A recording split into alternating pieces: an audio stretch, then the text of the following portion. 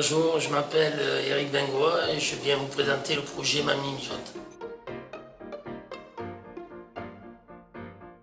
Le projet de base, il est né après que l'on ait vendu avec ma compagne un commerce qu'on avait depuis quelques années.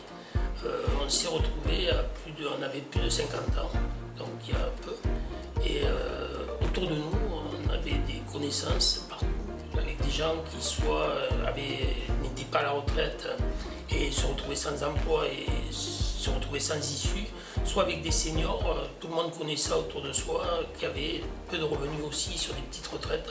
Et on a eu envie de monter un projet solidaire, construit autour de la restauration ou de l'alimentaire avec des seniors, donc avec cette population-là, plus de 50 ans, que ce soit masculin ou féminin, afin de leur proposer des compléments de revenus ou sortir de l'isolement ou pour plein d'autres raisons. On s'est aperçu ensuite que les raisons pouvaient être diverses dans les rencontres que l'on a faites avec les gens.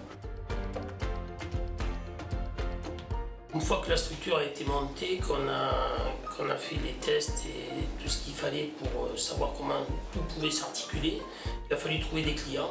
Et on a eu la chance, par rapport au projet tel qu'on le défendait, d'avoir des retours immédiats sur des clients assez importants qui nous ont permis de démarrer l'activité. Le Covid, en mars 2020, a mis les limites au local dans lequel on était, puisque c'était un local de mairie. Donc nous n'avons pas pu exploiter puisqu'il était interdit. Et nous avions encore des demandes pour une activité. Donc l'idée de suite a été de dire qu'il fallait qu'on trouve une solution pour être indépendant et autonome. De plus, le local était beaucoup trop petit par rapport à l'activité que l'on avait. Donc il a fallu qu'on réfléchisse à une solution pour continuer à grandir. On a beaucoup de demandes. Donc du coup, il a été décidé que la structure, que Mamie Mijote investisse dans l'achat d'un laboratoire.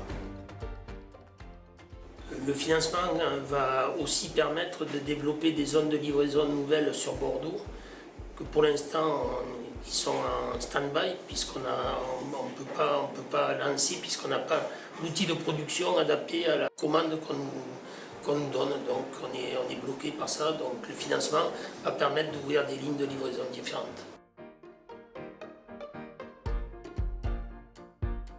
J'aimerais qu'au-delà de l'aspect investissement, les contributeurs se considèrent plus comme des partenaires à Mamie Mijote que comme des investisseurs.